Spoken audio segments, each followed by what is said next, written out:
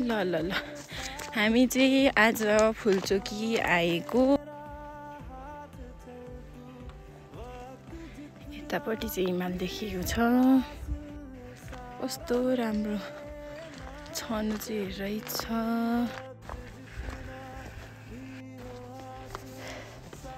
छाया